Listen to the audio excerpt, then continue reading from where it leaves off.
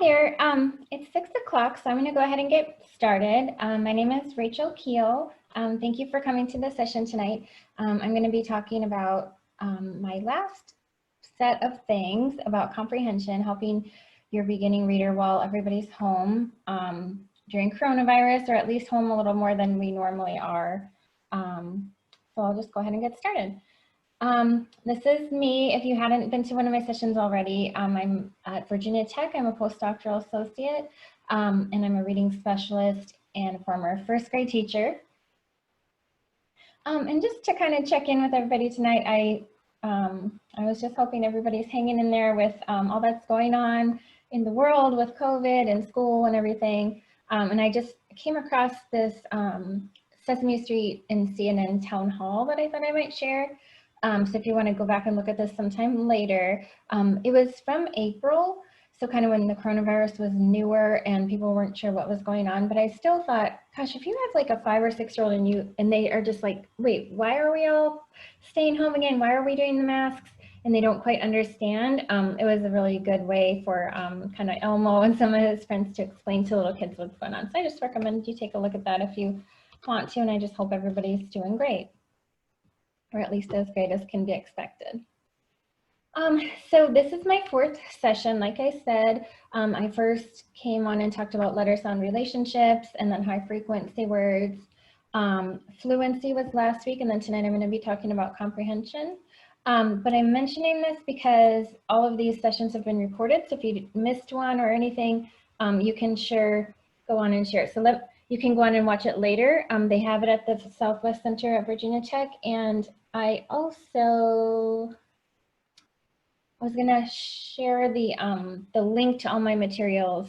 I'll do that toward the end when I'm done sharing my screen. Oh, hi, I think Penny's on now. Hi, Penny. Okay, so tonight we're talking about comprehension. So this is a visual that kind of shows all the different processes that have to go together for somebody to be able to read.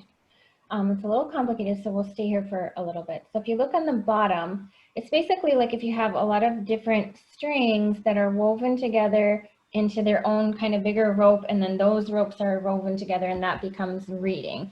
So the one kind of strand is word recognition. So just actually being able to pronounce the words that you see on a piece of paper or in a book or whatever. So it includes like some words, and for adults, mostly all words at this point, you just see them and you know them because you recognize them, you're a reader. And we talked 2 weeks ago about kind of a set of words that we can give our kids, help them practice and build that set of words that they'll have to be able to recognize on sight. And if they don't recognize the word right away, or if we don't, if it's in another language, or I think I said before, like a pharmacy bottle or something, we can decode it using our knowledge of the alphabet and stuff to figure it out.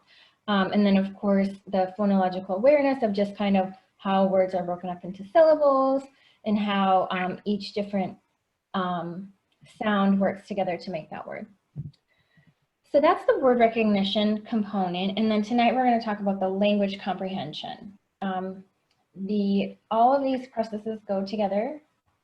All of these things go together to make it work. And I gave a little example over to the right for each of these points. So first, when you're reading, you need to bring in your background knowledge, right?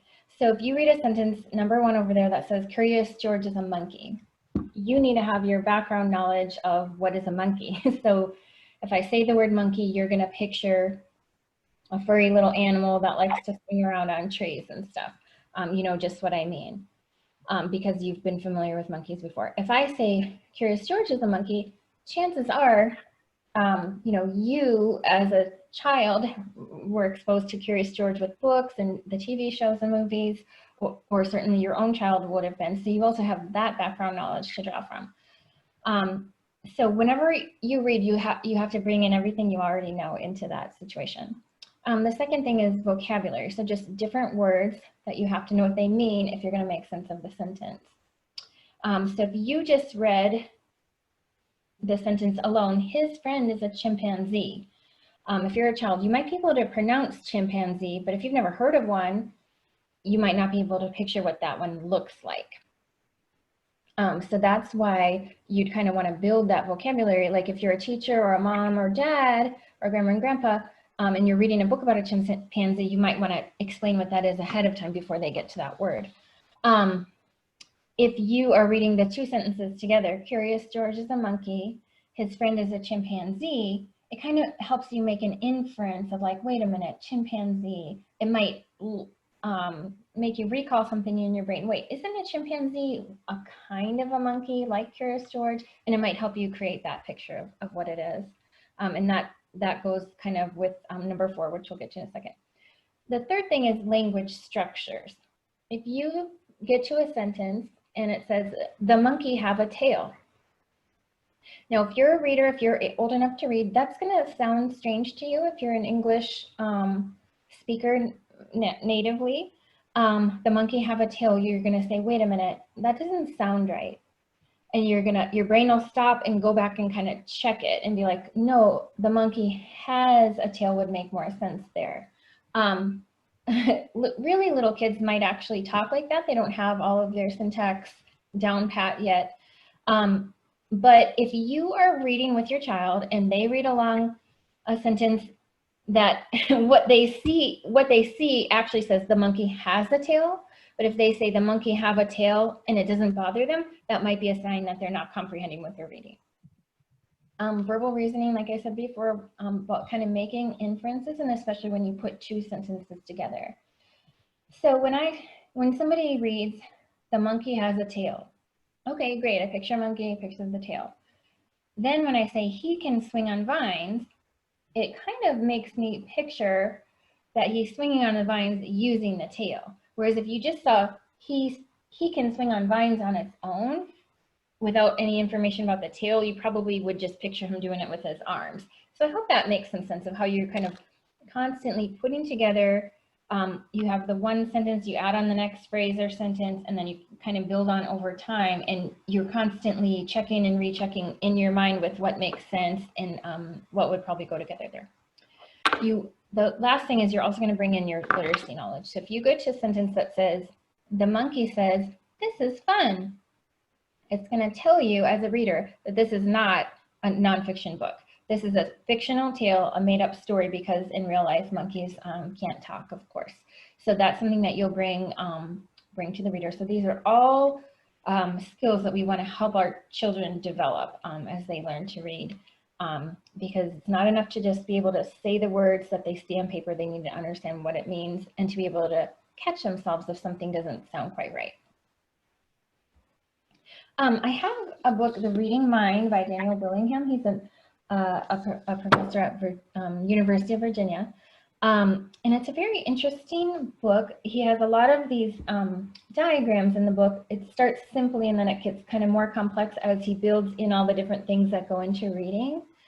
But basically, it's a virtuous cycle. I think that's the right way to say that. If a child reads well, they're going to enjoy reading more. And then they're going to have a better attitude towards reading. They're going to see themselves as a reader, and that's going to cause them to read more often. And reading more often is going to cause them to read better, so read more well. They'll enjoy reading more, and so on and so on and so on. So basically, it's a kind of practice thing. You want to practice something that you're good at, maybe better than something that you find really difficult and taxing. I correlate this a little bit to running. I'm a long distance runner, but I wasn't always. And I just know that beginning part of going out for a run just feels, oh, I don't want to do this. Like if you took the winter off or something and it's hard, but then you kind of build up your endurance and then it gets to be more fun and more fun as you go along. So Daniel Willingham recommends, so the book it's a really good book if you are interested in like the cognitive processes of reading. I suggest that for you personally. You don't need to read it to know how to teach your child to read, but it's interesting. But basically he would love it if books were just all over your house, really easy for kids to grab. So if they have a minute and they're like, what should I do now? If they can see a book right in front of them, it's better, they would be more likely to grab it. So not to have our books kind of neatly organized in a high shelf in another room. We want them kind of right out and about where kids can get them. And at the same time, in that same line of reasoning, it's just the best if we can limit the other ways children might spend their time, in particularly, you know, screen time and stuff. Because if you have a child, you know, maybe you'll say, okay, well, your hour of screen time is up for the day. Then they might look around and figure out, like, what should I do next? Whereas if they have unlimited screen time, they'll just continue going to that, and they might not ever branch out into looking for books. So those are just a couple of tips from Dr. Willingham. So first I want to talk about comprehension when your child is reading. He or she is the one reading out loud or to you or in their mind, but specifically when they're reading out loud and you're listening to them. So the simple view of reading takes those two components that were part of that rope we saw earlier that went together, the comprehension part and the decoding part, word recognition. So those two things go together, but it's important to understand that they're mutually exclusive. Again, I hope I'm using that word right, Allison, it sounds weird to me, but it's like a multiplication problem where if you multiply anything by 0, you get 0, right? So if you can recognize the words fine, but you don't really understand what you just read, that's 0. You're not a reader. You didn't really read that. Or if you can listen to someone else read and you can comprehend it fine, but you can't look at the words and decode them and figure it out yourself, then that also means you're not actually reading. So you just need both of those pieces to go together for that whole process to work and be a reader. And I'm putting up this example to kind of show what it means when you can read something, but you don't actually know what you're saying, okay? This is a poem called Jabberwocky. It's in Alice in Wonderland by Lewis Carroll. "'Twas brillig in the slithy toves, did gyre and gimble in the wave. All mimsy were the borogoves, and the mome raths outgrabe. Beware the Jabberwock, my son, the jaws that bite, the claws that catch. Beware the jubjub bird, and shun the frumious bandersnatch. He took his vorpal sword in hand, long time the manscombe foe he sought. So he rested he by the tumtum tree, and stood a while in thought."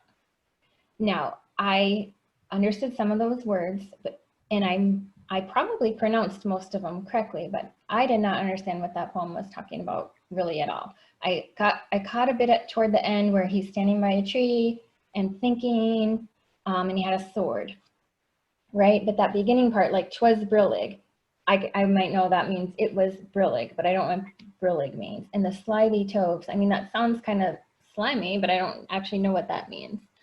Even the Jabberwock itself, the Jabberwocky, I'm guessing it's a dragon. I mean, I kind of know, but like I'm guessing it's a dragon because there's a picture of a dragon right there, right?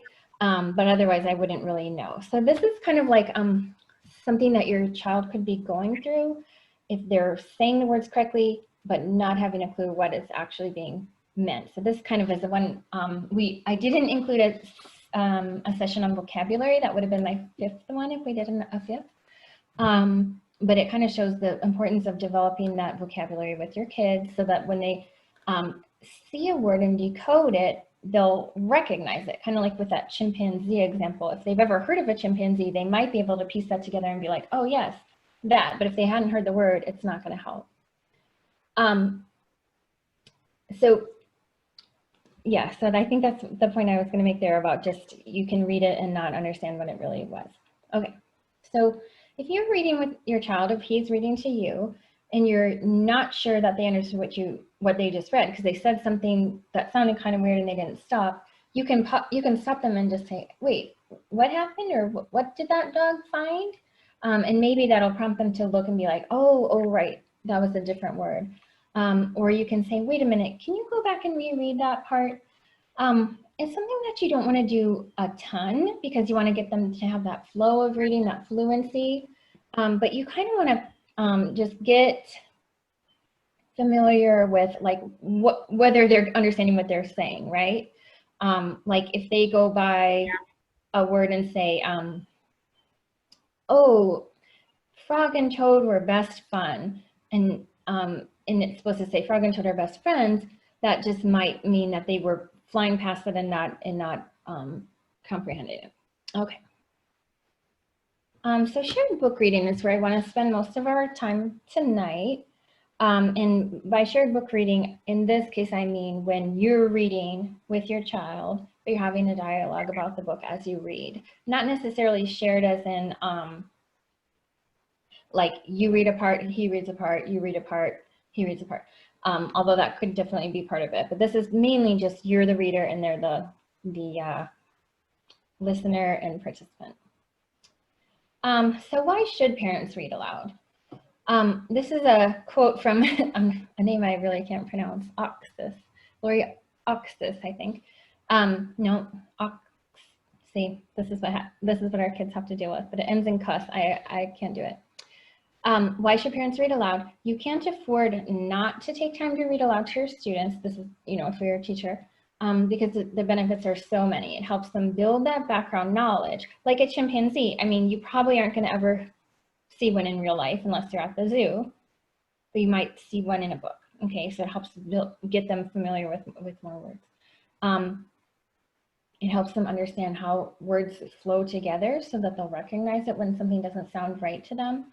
And it helps them with their critical thinking skills. And having a discussion about the book as you read it out loud will help them develop oral language and deeper understandings of what's happening. So this was just a study that kind of supported that thought of these researchers in the 1980s were studying how parents read aloud to children. And they found that when parents had a conversation with the book, instead of just kind of starting it, reading each word and closing it, their children learned to speak earlier. And then the sooner they learned to speak, the more they would develop their vocabularies and they'd be, advanced by the time it got to reading. So having those conversations does make a big difference. Marilyn Cochran-Smith was another researcher. She was studying preschool teachers reading to their students.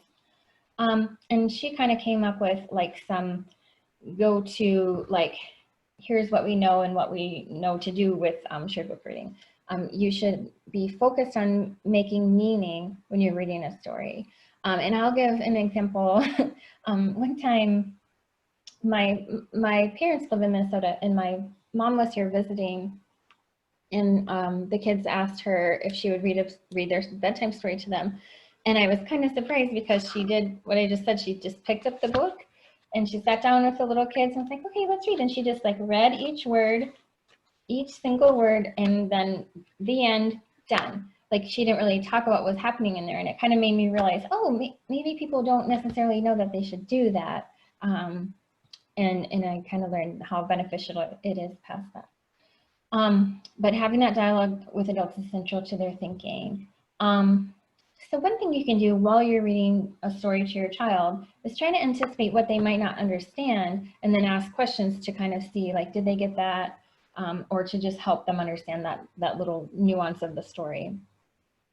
And when I'm encouraging y'all to have a conversation about the book, to have a discussion, ask a lot of questions, make predictions, but not to the extent that you miss the flow of the story and that it's not fun, okay? It's essential that it's really fun to read with you, that your child thinks it's really fun to read with you in a special time. So do engage in all this dialogue and ask questions, but not overkill. And I hope that you'll be able to sense how much questioning that is. Okay, so here's a couple of examples. So some things we want to do before you read a book to a child, and I pulled some Halloween books from my kids' closet for this example. So before you read a book, you want to activate their prior knowledge. So if I'm going to take out the Know Nothings book, you might ask them, it's on Know Nothing Halloween. So you'll be like, oh yes, Halloween's coming up. I have this book about Halloween. What goes on in Halloween again? Especially if they're a real little kid and they can answer like, well, you go trick-or-treating, you might go to a party, you're going to dress up in a costume, and just kind of remind them what Halloween is before you get started reading. You might clear up any anticipated misunderstandings. So when I looked at this book, there's kind of this book is silly. It's like a little bit like Amelia Bedelia, where the know-nothings just like don't understand anything. partly because of times where words mean two different things. You know, like in Amelia Bedelia, where the lady that she works for says, "Oh, Amelia Bedelia, can you dress the turkey?" Which means put the stuffing in the turkey. But she thinks, dress the turkey. Oh, okay, put clothes on a turkey. Or the lady will ask her to dust the living room, and she doesn't dust it, like remove the dust. She actually goes and gets some dusting powder and throws it all over the place, so it's more dusty. So this is another story like that. In a misunderstanding that might come up that I knew of when I was going to read this with my son, there's a little joke or a play on words with bobbing for apples, because the know-nothings don't understand that they're not talking about a person named Bob. They're talking about that process of at a Halloween party, maybe kind of a while back and a little before we were probably little, and they'd have a big tub of water full of apples, and the people would kind of dip their faces in it and try to bite an apple and pull it up.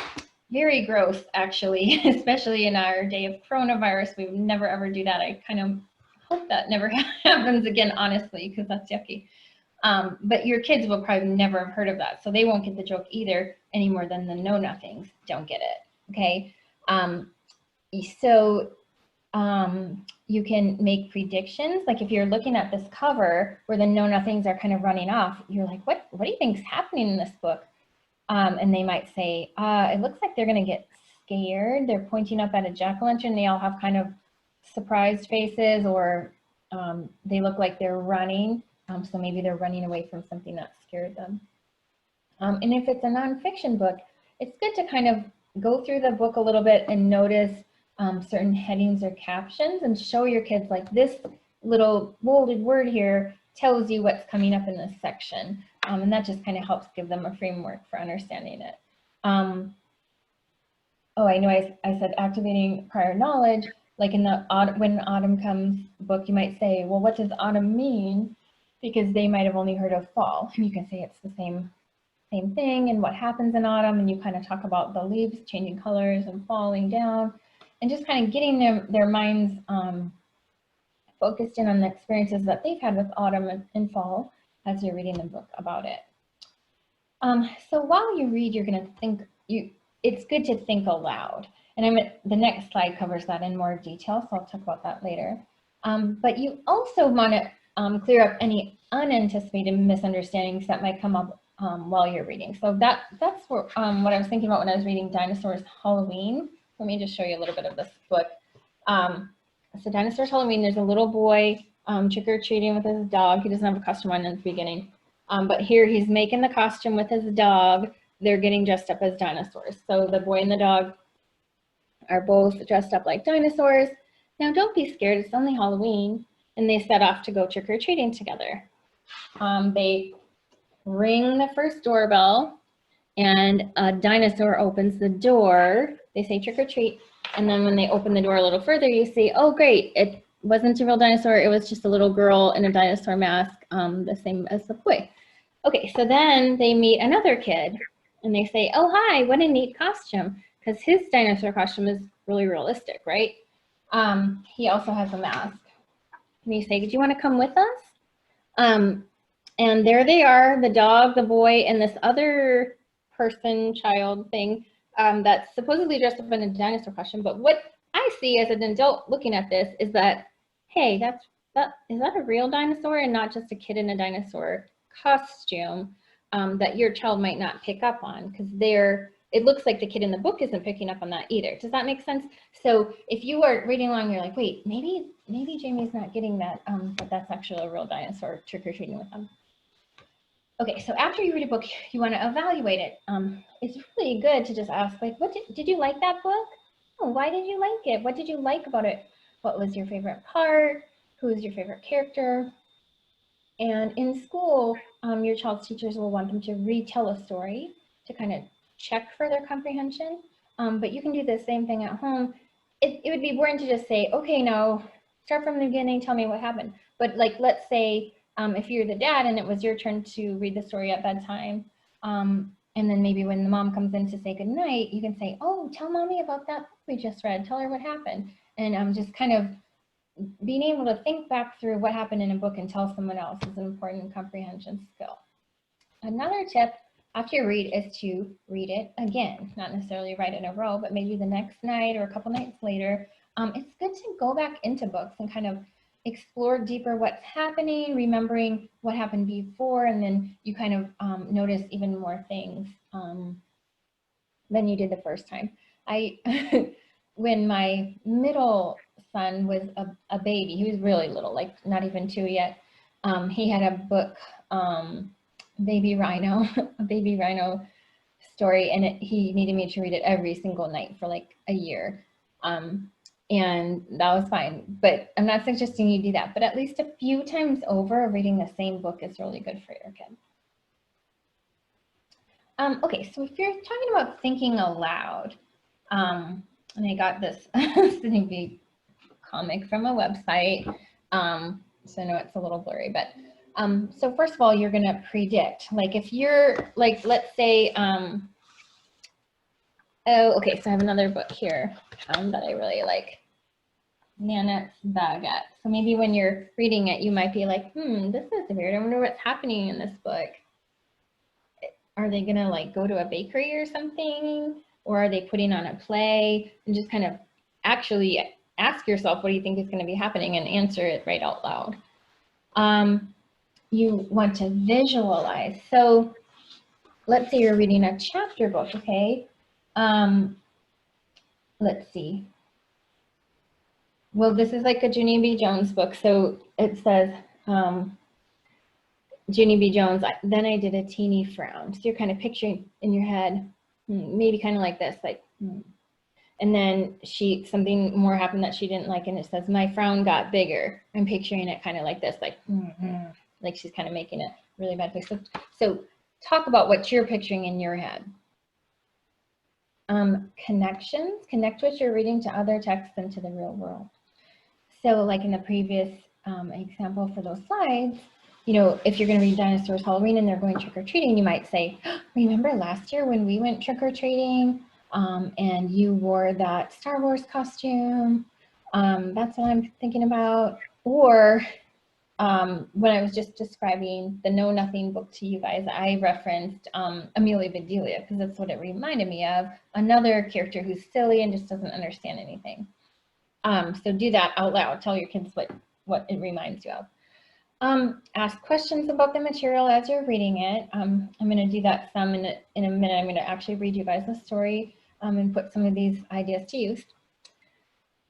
Investigate and identify the main point and summarize. So as you're reading along, you can kind of stop and kind of sum up what has happened so far as they go along. So like if you're reading Dinosaurs Halloween, you're like, okay, so first they were in their costumes and they went out trick-or-treating. They saw other kids in dinosaur masks, and then they met another kid who seemed really realistic as a dinosaur. And then kind of move on from there.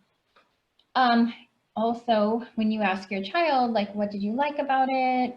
What did it make you think of? Would you want to read it again? Ask yourself those things too. So say, I really like this book. I want to see if there's any more books that this author has written that we could read together, because I think they are a really good writer and I like the pictures, that kind of thing.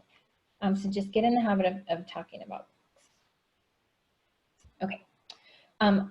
When we talked about questioning in this last slide, Snoopy down there in the corner, I wanted to talk about some of the kinds of questions that you can ask. You can ask thin questions, just kind of like, are they getting this? Like, who is in the story? What are their names? Where does the story take place? What season is it in this story? Okay, so just basic answers that have a right or wrong answer, right? And then you also want to ask thicker questions though too. How did that character feel in that book? I'm trying to think of an example that I've already talked about. How did Junie B. Jones feel in that book when she was talking to her grandma? She was sad. Well, how did you know she was sad? Well, she had a frown and then her frown got bigger, okay? How would you have felt if your grandma told you you couldn't do something? And try to get them to kind of expand on not just how the character felt, but empathize with it. Like, how would you have felt if the same thing had happened to you? Sorry, Marilyn. Then, you know, did you like the story? Why did you like it, and why didn't you like it? And if the story reminds you of another book or a show or something that happened to you in real life. You could use the acronym of CROWD. I don't know if this helps a ton, but I'm just going to throw it out there. A completion question. You can get them to fill in the words that are coming next. I'll huff and I'll puff and all, and they can answer in with blow your house down. Which house couldn't the big bad wolf blow down? That's a thin question. It's the house that was made out of bricks, just recalling the information from the book. There are open-ended questions. So why do you think that first pig built his house out of straw? And this one is actually kind of funny to ask your kids stuff like this because they often have a different reason than you would have thought. I would have thought maybe, well, it was convenient. They had other stuff to do. They didn't want to spend all their time working really hard on a solid house. Maybe they were cheap, but you never know what the child is going to say. The WH questions, who, what, when, where, why. Not so much why, but the other ones. What kind of animal was after the pigs? A wolf. Where did the first two pigs go to be safe? They went to their brother's house. And then distancing. This isn't my favorite letter of the acronym, but basically it's that what I was just saying earlier about empathizing, like put yourself away from the story for a second and then try to say, well, how would you feel if this happened to you? If a wolf were to blow your house down, how would that make you feel? Things that we think are obvious or like self-explanatory to children, remember they're so little. You might need them to, they might not get things in the same way that you do.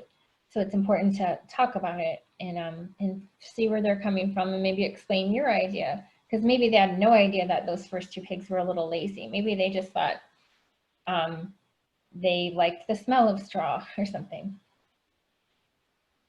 Okay, so next we're going to get into story time, which means I'm going to read a story to you all. And I'm going to do some of the questioning techniques that I've been talking about. So I took pictures of the book I'm going to read. And some of them aren't like the world's best pictures, so I overlaid it with, you know, typing so you can read it better as I'm reading along. Okay. So the book I'm going to read is called Millie and the Big Rescue. So as I'm reading, please bear with me because I've taught stuff like this to my college students about how they can teach teachers, so I can actually ask them the questions. You guys, I'm going to ask questions, but nobody's really going to answer me. So just bear with me that it might sound a little weird. But in this picture, if we're looking at the cover, what do you notice? And you know, you'd expect the kids to say, there's a tail hanging down from that tree. Oh, look, there's a cow hanging in it. Oh, that's weird. Why would that cow be in a tree?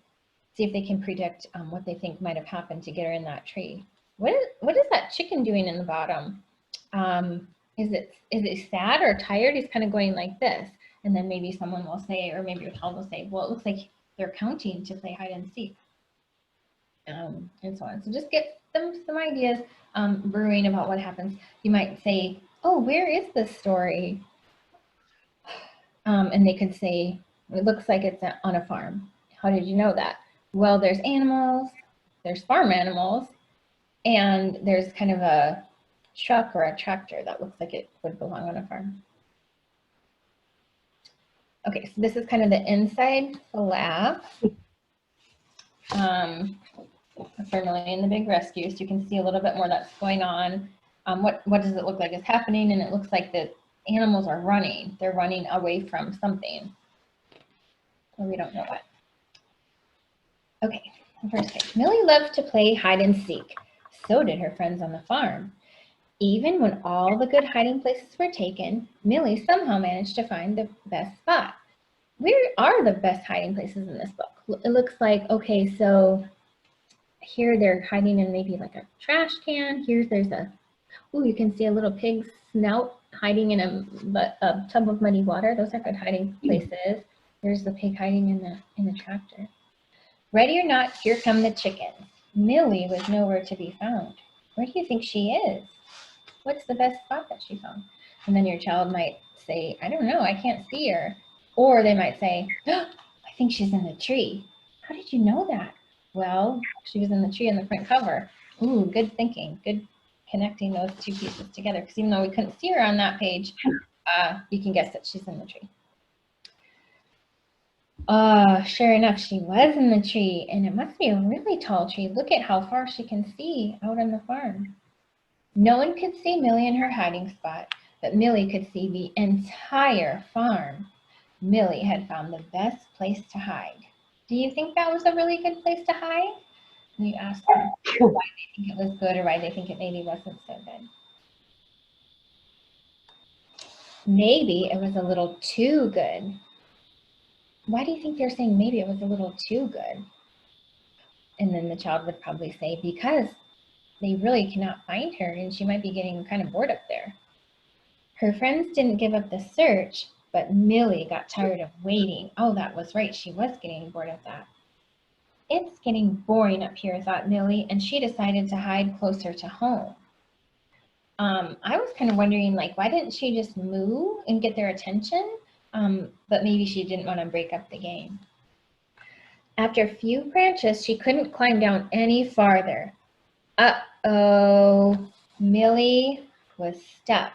What if no one found her? And then it would be really cute to ask your child, what would happen if nobody found her? She would have to sleep up there, or she might fall out of the tree after a while if she fell asleep, or maybe they would go get another cow to be their friend because they can't find Millie anymore. You never know. Soon, the goat spotted Millie.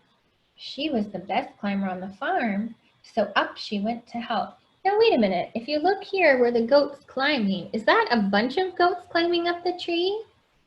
Oh, no, it's just the same goat showing it as it climbs in different positions on the tree. So that's something that your child might not have realized because they might not be used to someone drawing that kind of in action picture there. Suddenly, a branch snapped. With a long jump, the goat saved herself and landed right next to Millie. Oh my gosh, I think she jumped up to Millie, not down to the ground. How nice, Millie thought. Company. The pony had a super idea. Oh gosh, look at that picture right over here in this corner. What was the super idea? Oh my goodness, I think he's thinking he'll use this teeter-totter thing, the seesaw, to have his friends jump down, and then he's going to go up and he can help Millie that way. But do you think this seems like a really good idea? Let's see. All he needed was a tablecloth and a plank of wood. Oh, okay, so they went down, he went up. So I guess it worked out fine. Uh-oh, what happened? All those big bags of soil fell down, and they were heavier than those pigs and the dog, and they went flying up too. Before long, Millie had a lot of company.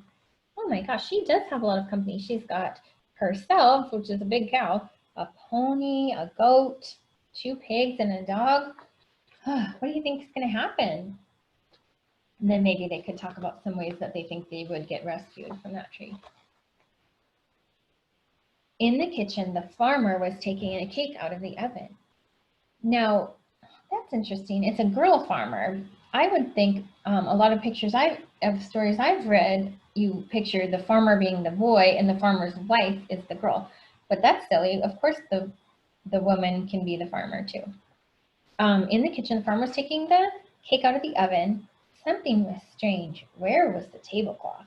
And why was it so quiet? Why was it so quiet? And then you might help your child think it was quiet because all the animals, or a bunch of the animals, were up in the tree, so they weren't down there making any noise. She looks out the window and says, "Where is everyone?" The farmer asked the chickens. Does that make sense? Would the chickens be able to tell her where the cow is? Maybe. This is a pretty silly story. I don't think they'd be able to say it out loud, but they might be able to kind of point. When the farmer saw where the animals were, she went to the shed to get the long ladder. What is she thinking? And then your child could say, I think she's going to put the ladder up there and let the cow and all the animals climb down. Or they might have some other idea of what the farmer might be thinking of doing with that ladder. Oh my, she thought, I've heard of cats being stuck in trees, but a whole farm? The farmer made it into the tree, but the rescue didn't go as planned. What happened? And the child will show you that the ladder fell, and then you can say, well, what's going to happen now? Now they're all stuck up there. What do you think they're going to do?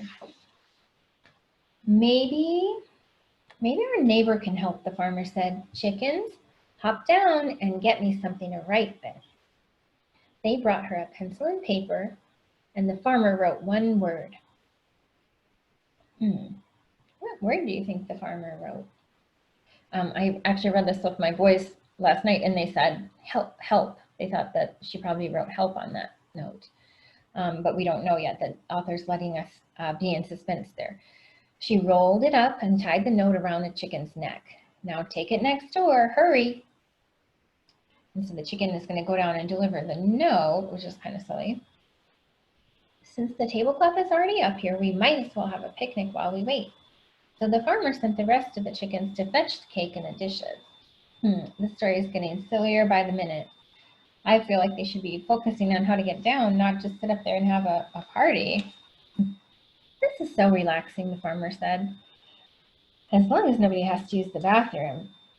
Millie looked up from her cup. She hadn't even thought about that. Oh goodness, that could be a real mess, couldn't it? What would they do if they needed to go to the bathroom? And then my younger son said they'd have to climb down. And then my older son said, well, they can't. They're stuck up there. So yeah, that's an unsolvable problem right there. So Millie waited for help to arrive. What was taking so long?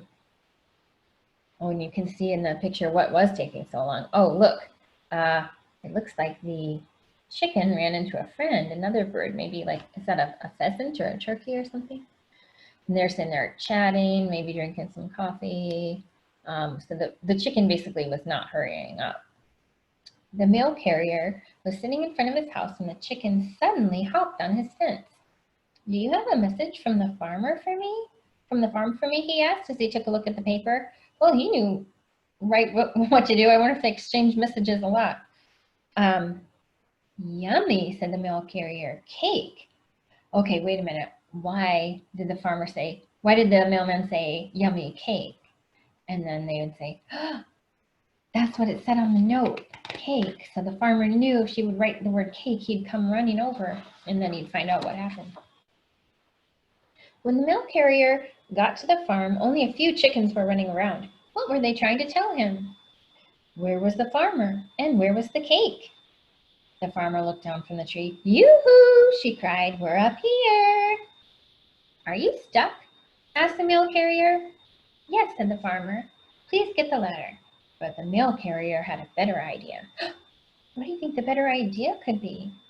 And then you can, this is one time where you might want to try holding your paper. Don't let them turn the page for you, so they can think a minute before they find out what the better idea was. So you at home, if anyone's listening, think what do you think the better idea would be?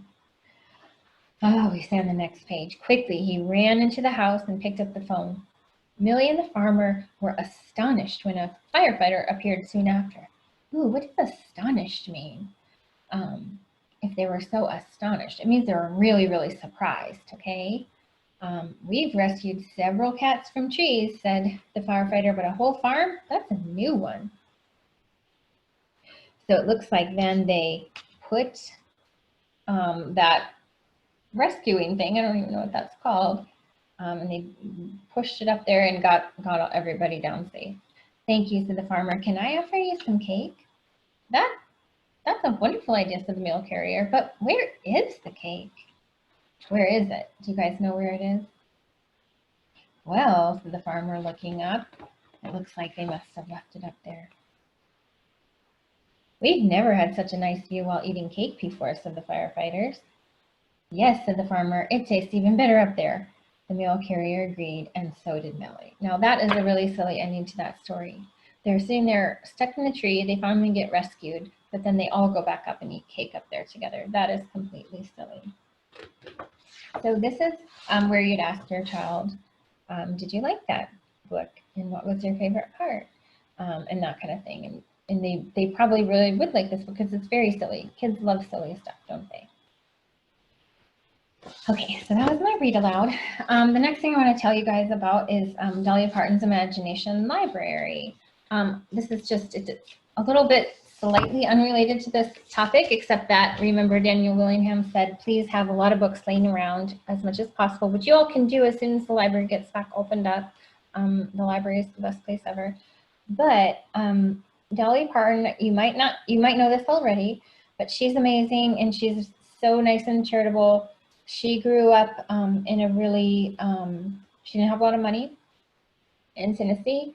And so she started the Imagination Library, I think about 25 years ago, for children in the county where she grew up to give them free books. And then it's expanded now into many, many states and even many other countries across the world. So what Dolly will do is send a book to your child anytime from when they're born to when they're 5. So I know people listening to this call right now, probably their kids are past it. Sorry if you missed it. But if you have a younger child, a sibling, or your friends on your block or something, please tell them to sign up for Dolly Parton's Imagination Library if you live in these counties: Lee County, Scott County, Russell, Dickinson, Buchanan, and Smith. Dolly and her team are already all set up in those counties. So what you do is go to this website and they'll help you get set up. The only tricky part is the first thing I tried to make sure it was still working and everything, I think I put in a Bristol zip code, and the person that normally handles the program in the Bristol area is on furlough right now because of COVID. So if you contact the person listed and they're not available and you don't hear back from them, please contact Christy Krause. I have this in the handout that's up online, her name specifically, and you'll get to her through the Dolly Parton website too. So basically, follow the directions of the Imagination Library, put in your county or your zip code, and they'll help you get connected. But basically, if your local person isn't available, the regional person, Christy Krause, will help you. So I do highly recommend everybody sign up if you can. And they even have a spot on there to say, oh, you know, maybe somebody on this call is from Washington County, and they don't have a program yet. So you can kind of put in that information, like, I'm in Washington County, I wish we had the program. And then that might help people, because Dolly Parton's organization partners with people in the local community. So it might help show that there's a need. All right, please do that. I wanted to share just a few of my favorite picture books for reading aloud and a few of my favorite chapter books. Just because, like I said, it's so important that kids enjoy the books and that you enjoy the books as you're reading to them. We want it to be just a fun and great experience that you look forward to doing every single day. Kevin Henkes is so adorable, or his books are really adorable. The mice. He's got a lot of different kinds of books, but my favorite are ones about Lily. Lily's kind of a diva. She has a plastic purse. She's not supposed to be playing with it at school, but she can't help herself and she gets into some trouble. In the next book over, Julius, Baby of the World, she gets a little brother. Isn't too thrilled about that. The first book on the left over there, Chrysanthemum, is so cute. The little girl's name is Chrysanthemum and people make fun of her for it, but then she learns that it's actually an asset and a very beautiful name. And then Whimperly Worried is a really good one. I used to read this every year on the first day of school, because I know kids might be feeling like some anxiety about getting into that new place and meeting all the new people. And it kind of talks about coping with that stuff. Maybe even, especially now during this time of uncertainty. Robert Munsch was my students' favorite author when I taught first grade. Like, they'd be so excited if we had a Robert Munsch book. They're very, very, very silly. There's a million of them, so look him up when you go to the library next time. And then this is kind of a scattered, not just one author, but some other books I like. And I'll have these up on the PowerPoint. You'll be able to download this PowerPoint and look at these. The If You Give a Mouse a Cookie books, they're actually really good for critical thinking, because there's a lot of predicting you can do. So I don't know if you are familiar with the books, but it starts out like, if you give a mouse a cookie, now he's going to want some milk to go with it. And if you give him some milk, he's probably going to spill it. And then if you go and get a rag to clean it up, and like one thing leads to another, to another, to another. It's pretty silly. But there's several books in that same kind of line. And I highly recommend like the Tacky the Penguin books. The reason I put that one up there is because there's several of them. So if your kid likes the first Tacky the Penguin book, then get all of them and read that whole thing, and they'll look forward to it. Of course, I talked last time about Mo Willems and how I love him so much, and his books. Ninette Spagat is a really funny one. It has a lot of rhymes. And then The Day the Crayons Quit. The bunnies that are not in their beds, that actually is like my daughter when she was little. That was like her top book where I had to read that every night for a while. Not a whole year like with my son, but these bunnies, they're pretty naughty. It's also really good to read chapter books to your kids, okay? So it's really good to have them have something to look forward to that's a continuing story. Chapter books, they can't read those on their own yet when they're little, but they can comprehend it. And it's good to talk about what's happening in the stories and to build that kind of background knowledge and vocabulary and sense of story that we were talking about earlier. And so here's a few that I really love. Winnie the Pooh, 100%. The top book to read out loud ever. It's just the sweetest, most wonderful book. Even if you've seen all the movies and everything, just please read that to your child when they're little. I also like Charlotte's Web is, of course, really good. The Sideways Stories from Wayside School. That was one of my favorites when I was little, and I actually got to meet Louis Sacker at a conference a couple years ago, and I gushed and said, "Oh my gosh, I love your books so much." And of course, the Harry Potter books. I'm trying to get my boys to read those with me. But my older son, he's just like, says he's not interested, and I'm like, could we please just try it? So, you know, cross your fingers for me on that one. The Roald Dahl books are great to read aloud. They're so silly. They're a little gruesome. That witches one. I thought of that one because I saw that there's a movie coming out about the witches. Junie B. Jones, I mentioned that last time too, about how my students would love to hear Junie B. Jones all day, every day. She gets into a lot of trouble. I also want to mention before we go, there's some storytelling games that you can play with your kid that helps build their comprehension skills and their sense of story. So I have this one, the storybook game that you see, I guess it's on the right of your screen, on the right of my screen anyway. I don't believe they make it anymore. I couldn't find it online except for on eBay. But it's a little game you can play. So you have a deck of cards, just looks like a regular deck of cards, and you shuffle them.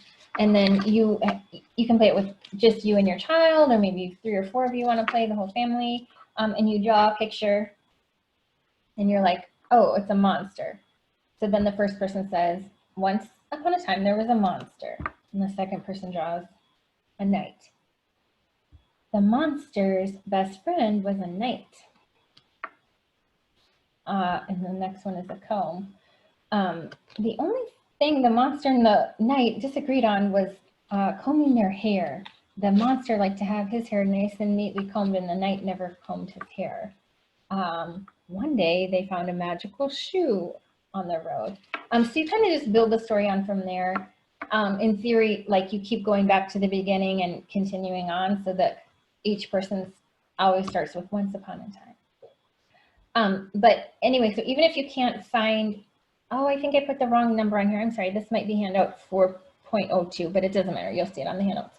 I put the directions for the storybook game, the official one, online, but you can play it with any cards you have laying around. Like I mentioned on the first night, all those little picture cards that you want to use to help your child with their letter sound recognition and stuff, or like cards out of a memory game, those are good. I don't know if y'all have ever played Apples to Apples, but it's a really great game for that kind of critical thinking and reasoning and everything. I have the version that has the different pictures. And so like everyone has like some different pictures and they have a word up. So like maybe the word is happy, and everyone needs to find a word, a picture in their hand. They might have 8 pictures to choose from that will convince the other person it's the best definition for happy. I don't know, that's a convoluted way to explain that game. I know I'm running low on time, but Apples to Apples, I recommend that as another way to just build those word skills, vocabulary. You know, so if you're looking for maybe a birthday present or Christmas That's a good one. And you can also play my story game with that. Wordless books is another way you can get some of these wordless books, or there's lots of videos on YouTube featuring wordless books. I loved this one about I Walk with Vanessa, but you see the pictures, there's no words, and your child can actually narrate it. Your child can articulate what's happening in the pictures and tell a story just by looking at the pictures. And that's a really fun activity and a good skill building activity too with comprehension. So I recommend, you know, I know it's just I say this every single week. I do not know what your library situation is in Southwest Virginia. In Roanoke, we can pick up books, but we can't go in there and browse. So at least picking up books is good. But I can't wait till we can all get in the library and just go in and browse. But if you see wordless books, it's good. Come on. Same thing, writing. If something's going on in your family, or like if if your child is drawing a picture, you can encourage them to write a little sentence about it or make it into a story. And the one I'm sharing now, this is my daughter when she was little. And in fact, it was really funny because I put this PowerPoint together Sunday, and on Monday, yesterday, this picture popped up in my Facebook feed. It was a couple weeks before my son was born, and her story. She drew a picture of me. That's me with a giant belly on the right there. Her dad is the tall, skinny guy on the left, and that's her in the middle. And she said, my mommy has a big, big, big belly because I really did had a huge belly. That kid wasn't born till November. He was due out now. So anyway, it's just a fun little memento that we have. And I actually wrote a little article about doing that writing with her. So, you know, if they like a book, maybe they'd want to write a sequel. But all of those things help build their comprehension. Writing and reading go hand in hand. They support each other. So anytime you can get your kid to write a letter to somebody, that's really good. I wanted to take questions. I realize I've been talking so much, I ran a little short on time. So as you're thinking of the questions, let me just put up my last couple slides about where to pick up my resources on this link. And as soon as I stop sharing, I'll put that into the chat. And then reminder that all my sessions are available from Penny and the wonderful people at the Southwest Center. Thank you so much for having me these past few weeks. It's been really, really fun. So I'm going to stop sharing, go to the chat. And oh, there we go. Here is that link to the Google Drive. It has the PowerPoints, all the handouts and everything from all 4 weeks. So I don't know if anybody had any questions. Thank you, Rachel. It's been so awesome. Oh, thank you, Penny. I really appreciated the opportunity. I mean, I think I said at the beginning, like, my heart just goes out to y'all so much because everybody hasn't gone to college and graduate school to learn how to teach reading. So you're just at home with your kid and you don't know what to do. So I'm glad I could just help a little bit with things that might be able to help. Because it's a tricky time out there. And but yeah, honestly, my top tip across all the 4 weeks was just read to your child every day. That's the best. So In touch. Thank you. Thank you all so much. Congrats for participating. Okay, appreciate it.